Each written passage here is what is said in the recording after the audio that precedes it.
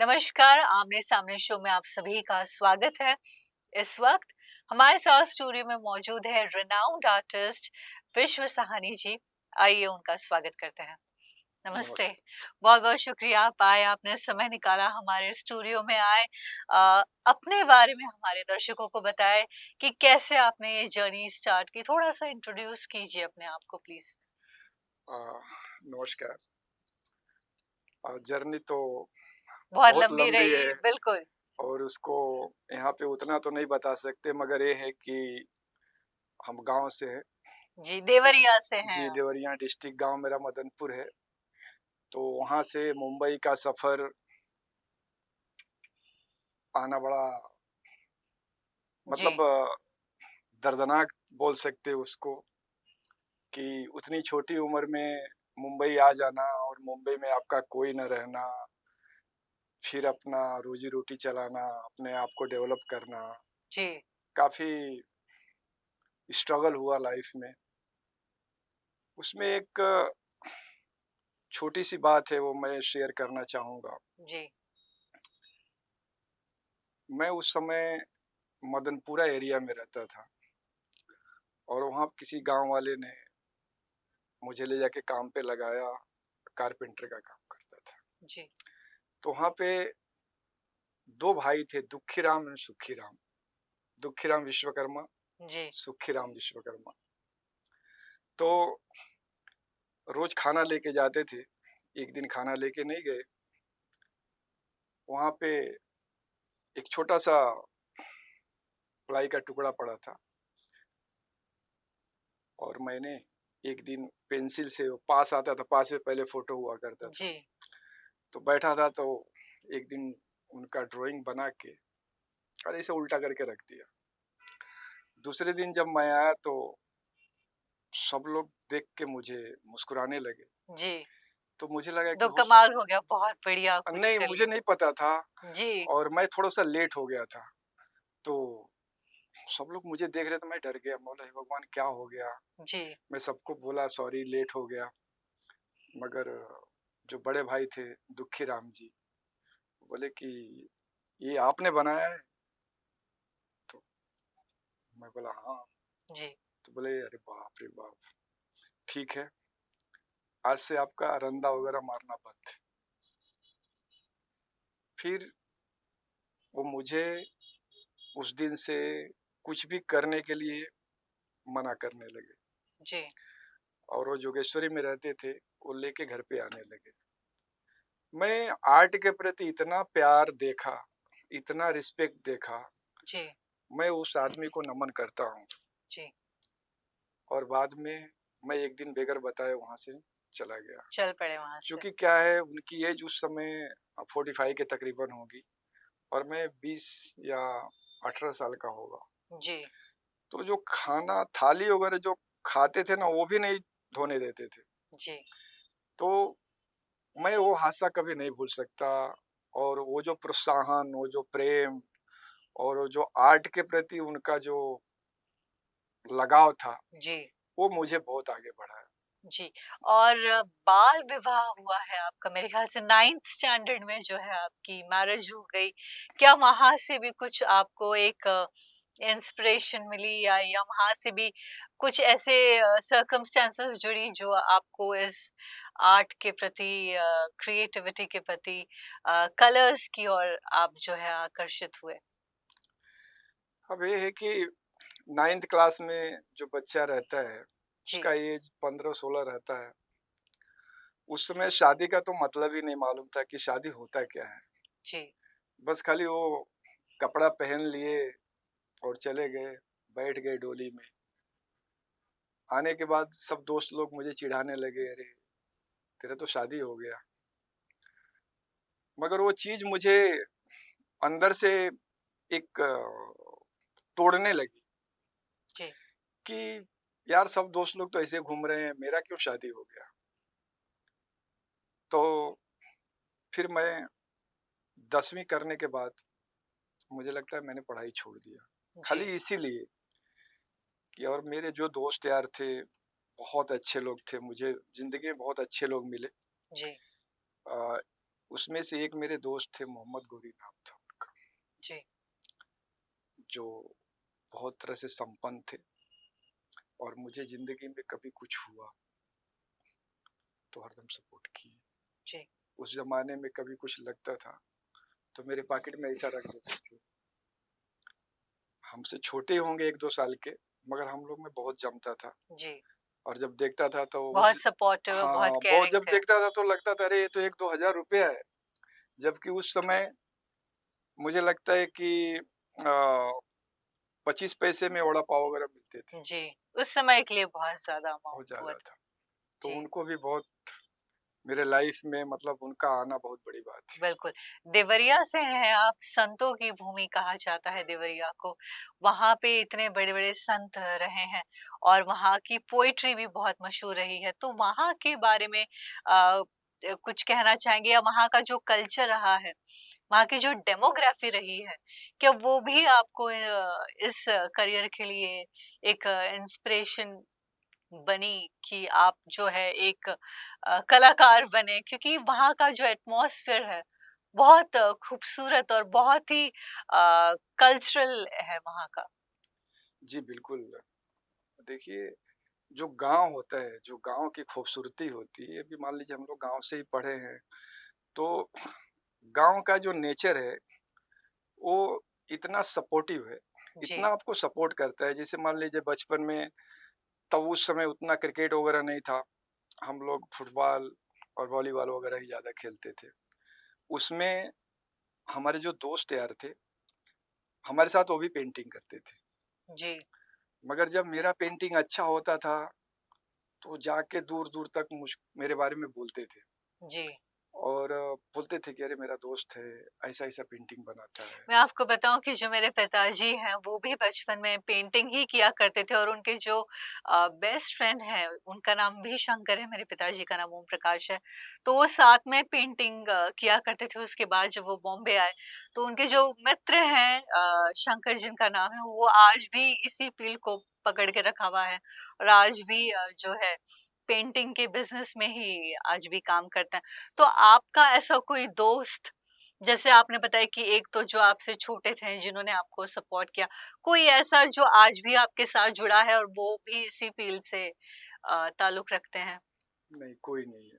फ़िलहाल अभी इस अभी वक़्त आप फ़िलहाल कोई नहीं है, मगर हमारे दोस्त लोग सब हैं।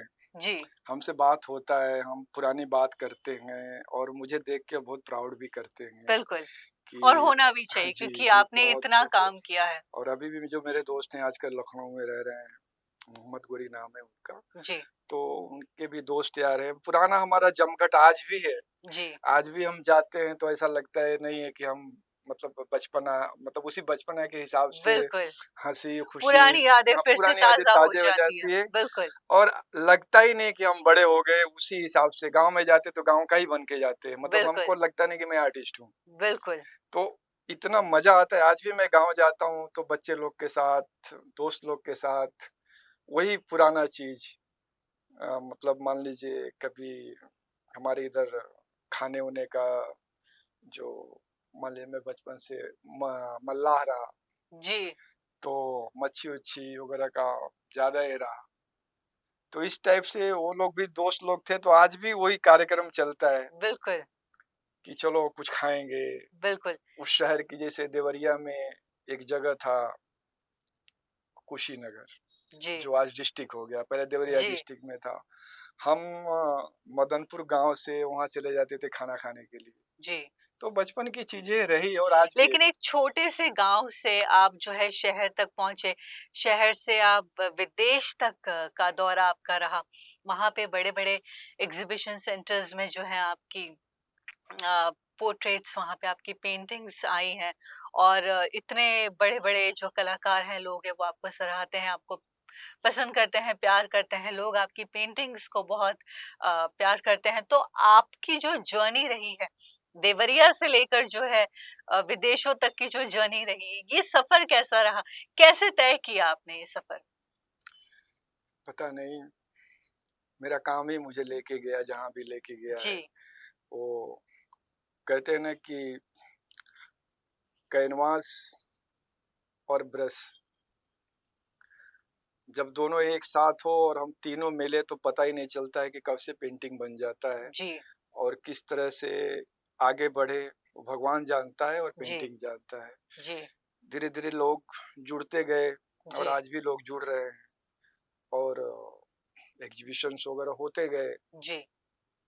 लोग मेरे बारे में कुछ अच्छा-बुरा जानते गए बोलते और गए, लोग जुड़ते गए आपके तो साथ, धीरे-धीरे होने एक लगा और कारवां बनता हाँ, गया। और आज मान लीजिए जहाँ भी हैं, जी, भगवान का कृपा है। जी, तो इतना आपने काम किया है, इतने एग्ज़िबिशन्स किए, उनमें से कोई एक ऐसी एग्ज़िबिशन, कोई एक ऐसी पेंटिंग जो आपकी अब तक की सबसे फ़ेवरेट रही हो? ऐसा है कि पेंटिंग कभी आर्टिस्ट की क्योंकि क्रिएशन आपके लिए ये चुनना थोड़ा-सा मुश्किल होगा, हाँ, फिर भी अगर किसी एक का नाम या उससे जुड़ी कोई यादें जो आपको हमेशा वो माहौल में या उस वक्त की उस दौर की ओर ले चलती हो कि उस वक्त ये माहौल बना इसलिए ये चीज बनाई गई जो बहुत आपके दिल के करीब हो।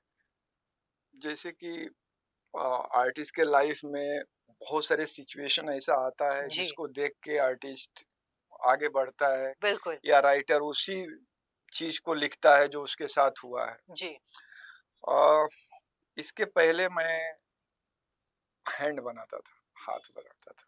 हैंड्स। जी, सिर्फ हाथ बनाता था और वो हाथ का सिलसिला मुझे लग रहा है 2002 से 2016 तक चला। जी,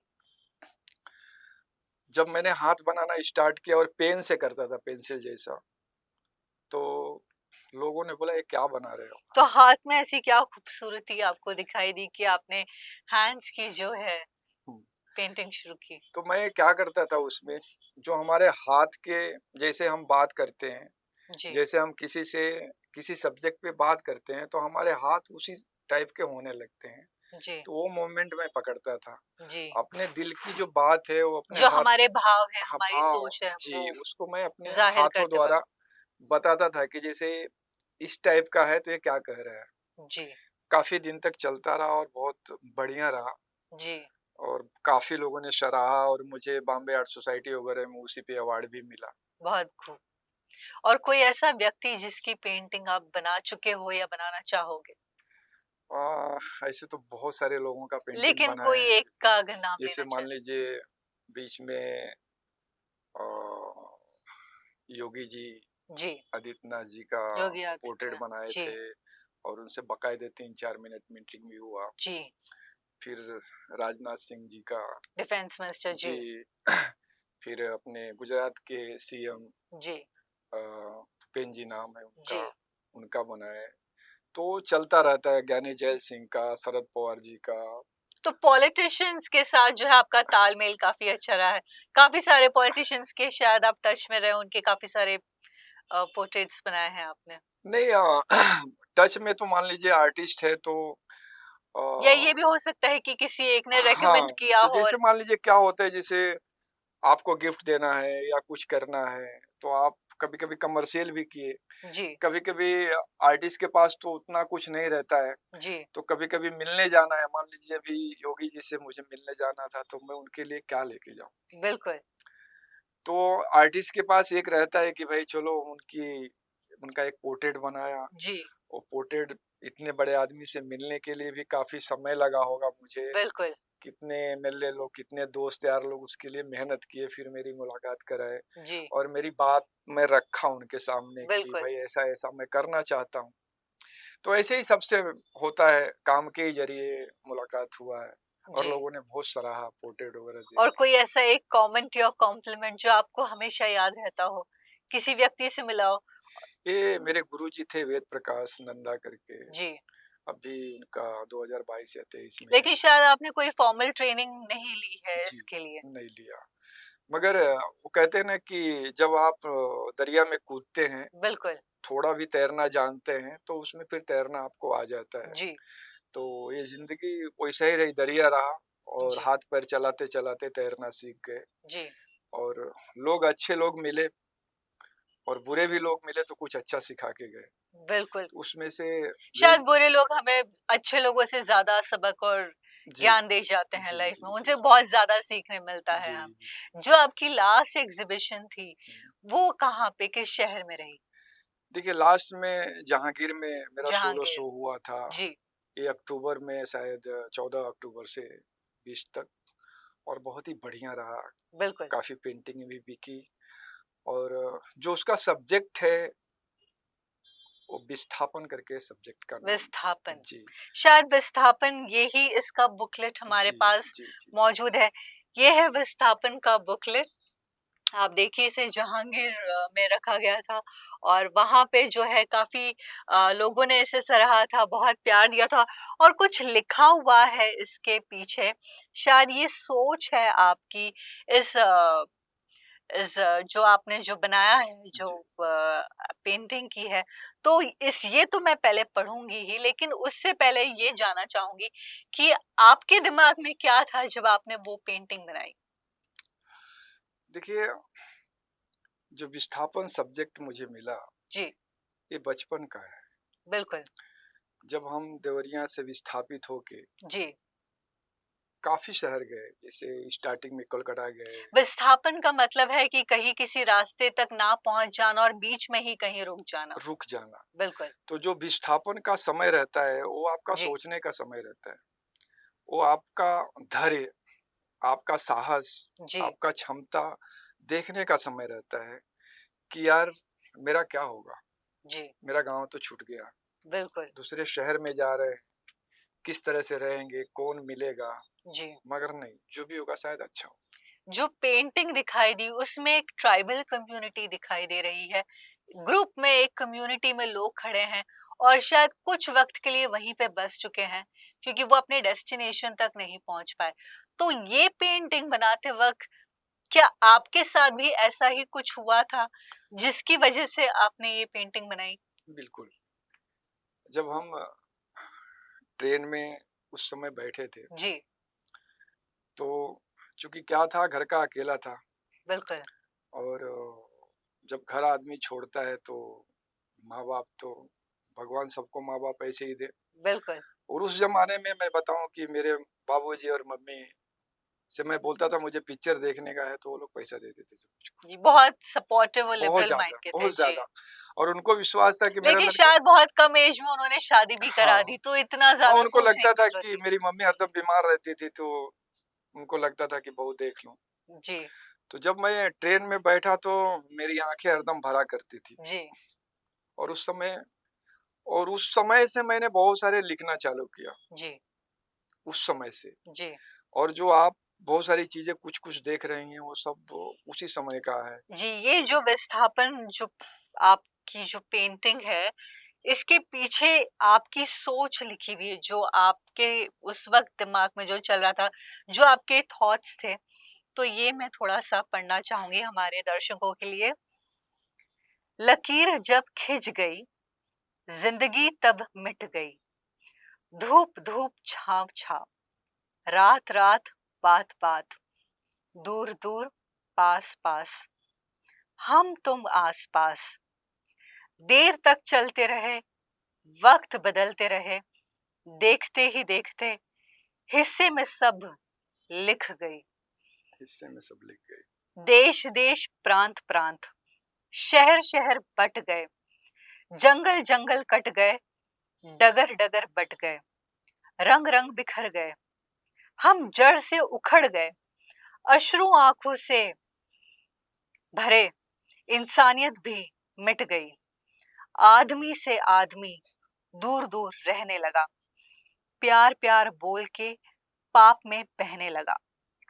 तार तार हुआ जीवन, खून में दिखने लगा, हद अंत सरहद में सारी रेखाएं मिट गई।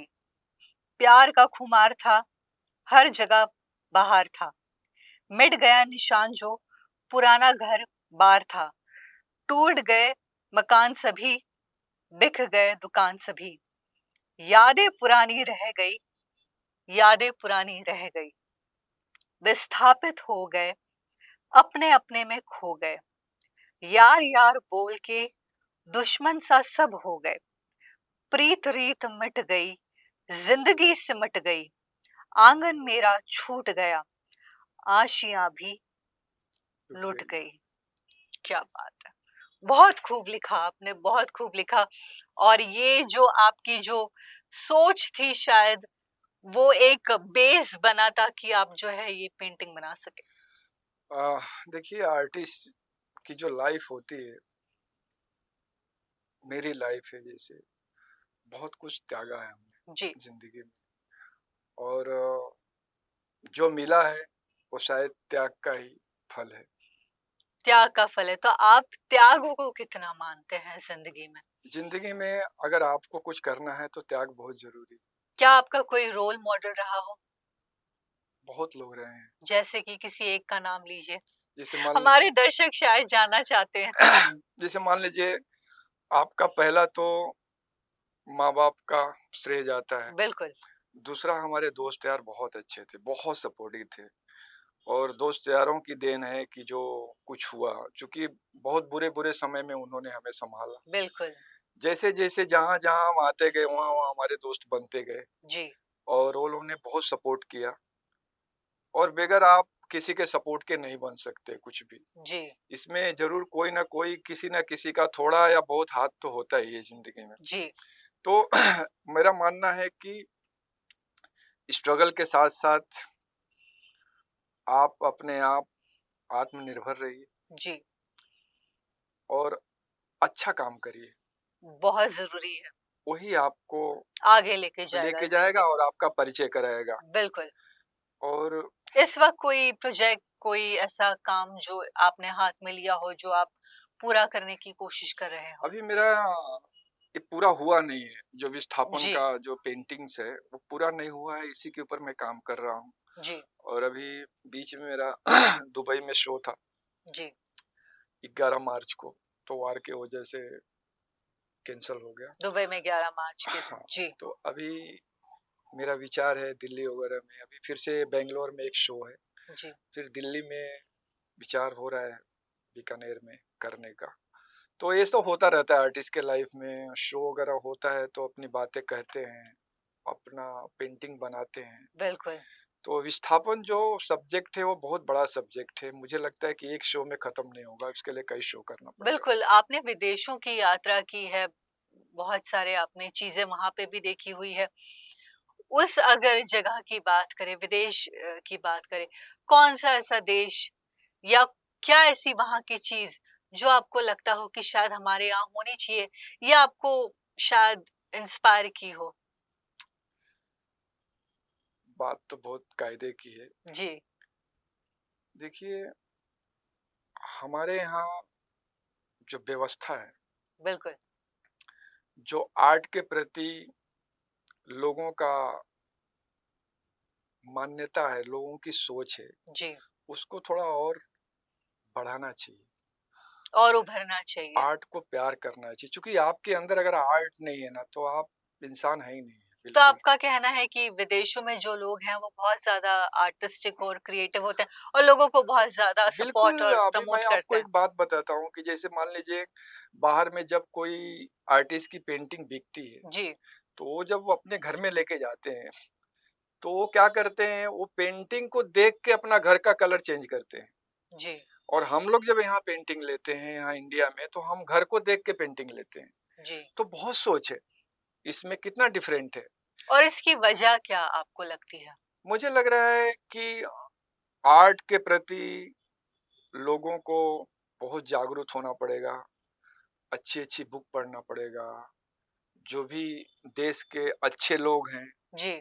उनको आप पढ़ो, उनको जानो, या आपको लोगों को ऐसा बताओ। लगता हो कि शायद पहले के ज़माने में लोग ज़्यादा क्रिएटिविटी के प्रति ऑफ कोर्स, इंस्पायर्ड रहते थे, ज़्यादा सपोर्ट करते थे। शायद इस वक़्त वो एक जो एक झुकाव है आर्ट के प्रति, जो एक रुझाव होना चाहिए, वो पहले से कम हो गया। शायद हमारे जो पुरानी पीढ़ी थी, वो बहुत ज़्यादा पोएटिक थी, बहुत ज़्यादा रोमांटिक थी, बहुत ज़्यादा आर्टिस्टिक हुआ करती थी। बिल्कुल। देखिए, आर्ट कभी खत्म नहीं होता है। बिल्कुल। जैसे मान लीजिए, हम लोग अपने ज़माने में थे तो मुंशी प्रेमचंद जी को पढ़ते थे। जी। और आज भी हम पढ़ते हैं। आज भी देख के ऐसा लगता है कि उनका जब पढ़ेंगे तो ऐसा लगता है कि पर्दे पे चल रहा है।